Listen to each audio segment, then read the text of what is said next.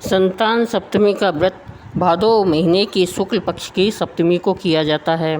इस व्रत को करने वाली स्त्रियों को संतान की प्राप्ति होती है एवं संतान की सुरक्षा प्राप्त होती है और संतान सुख मिलता है और सारे पापों का नाश होता है। निसंतान दंपतियों के लिए यह व्रत वरदान स्वरूप ही है। जिनकी संतान अल्पजीवी रहती हो तो यह व्रत करने से संतान को दीर्घायु प्राप्त होती है। अब संतान सप्तमी व्रत की पूजन सामग्री: लकड़ी का पट्टा, लाल रंग का कपड़ा, भगवान शिव और माता पार्वती की मूर्ति, कुश या ऊन का आसन, सोने चांदी का तार या न मिलने पर रेशम का धागा, दीपक, रुई, घी, धूप, चंदन, कपूर, अगरबत्ती, रोली, चावल, फूलों की माला, तांबे का पात्र और सोने चांदी की अंगूठी और साथ पुआ 3 जगह, कुल 21 पुआ रखें। यह व्रत करने वाले व्यक्ति को व्रत वाले दिन सूर्योदय के साथ ही जग जाना चाहिए और नित्य कर्म से निवृत्त होकर स्नान कर लेना चाहिए।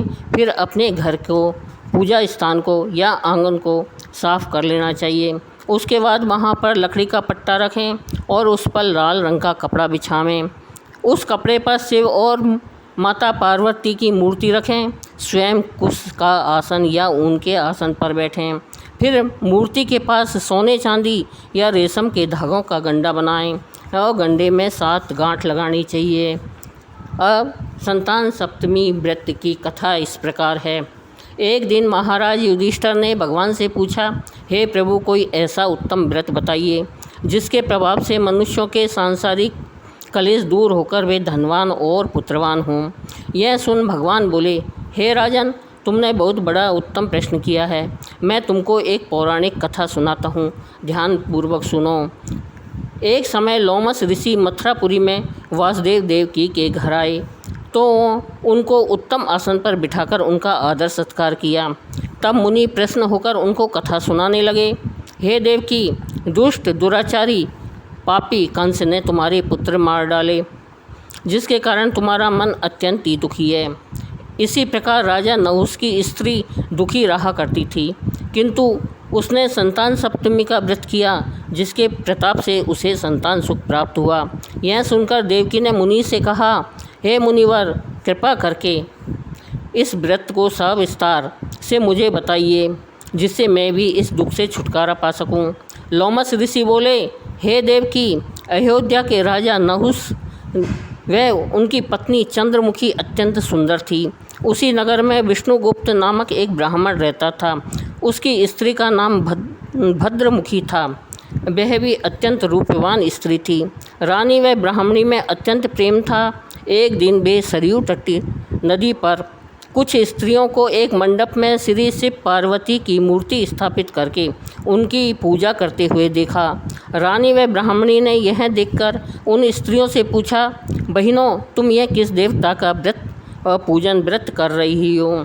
यह सुनकर स्त्रियों ने कहा कि हम संतान सप्तमी का व्रत कर रही हैं। यह सुनकर रानी व ब्राह्मणी ने भी व्रत करने का मन बना लिया और वहीं पर संकल्प किया और घर वापस लौट कर आ गई। ब्राह्मणी भद्रमुखी तो इस व्रत को नियम पूर्वक करती रही, किंतु रानी चंद्रमुखी राजमद के कारण कभी इस व्रत को करती और कभी भूल जाती। कुछ समय बाद ये दोनों मर गई।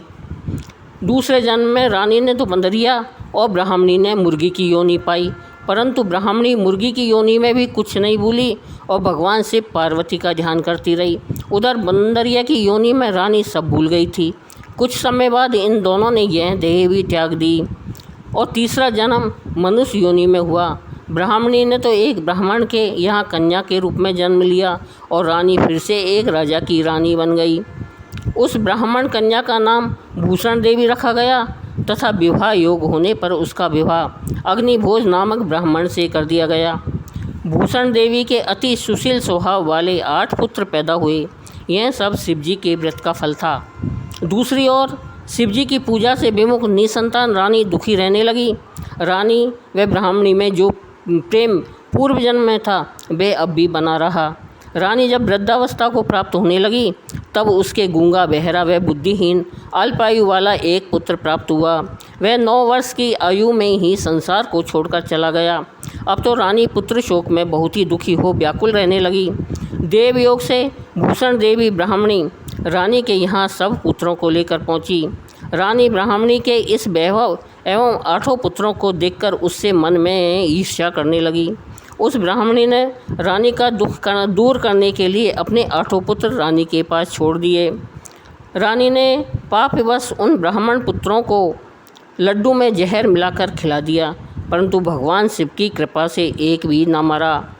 जब भूषण देवी भगवान की पूजा सेवा से निवृत्त होकर वहां आई तो रानी ने उससे पूछा, मैंने तेरे पुत्रों को मारने के लिए लड्डू में विष मिलाकर खिला दिया, परंतु इनमें से एक भी न मरा। तूने ऐसा कौन सा दान पुण्य व्रत किया है जिसके कारण तेरे पुत्र भी नहीं मरे और तू नित्य नए सुख भोग रही है? इसका भेद मुझे निष्कपट होकर कह, मैं तेरा बड़ी ऋणी रहूँगी। रानी के ऐसे वचन सुनकर ब्राह्मणी ने रानी को 3 जन्मों का हाल सुना दिया। शिव कृपा और व्रत के प्रभाव से मैं भगवत स्मरण को इस जन्म में भी नहीं भूली और व्रत का नियम पूर्वक करती रही, और तुम अपने इस संकल्प को इस जन्म में भी भूल गई। मैं समझती हूँ कि तुम्हारे ऊपर यह जो भारी संकट है उसका एकमात्र यही कारण है। इसलिए मैं कहती हूँ कि आप और अब भी इस संतान सप्तमी के व्रत को करो, जिससे तुम्हारा यह संकट दूर हो जाएगा। लोमस ऋषि बोले, हे देवकी, इतना सुन रानी ब्राह्मणी के चरणों में पड़कर क्षमा याचना करने लगी और शिव पार्वती की अपार महिमा के गीत गाने लगी। उस दिन से रानी ने नियम अनुसार संतान सप्तमी का व्रत किया, जिसके प्रभाव से रानी संतान सुख भोगकर अंत में शिवलोक को गई। हे देवकी, भगवान शिव के व्रत का ऐसा प्रभाव है कि पथभ्रष्ट मनुष्य भी अपने पथ पर अग्रसर हो जाता है और अंत में ऐश्वर्य भोग कर मोक्ष पाता है।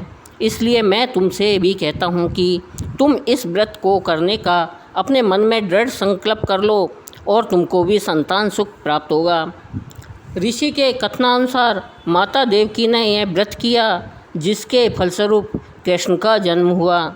यह व्रत विशेष रूप से स्त्रियों को कल्याणकारी है, परंतु पुरुषों को भी समान रूप से कल्याणदायक है।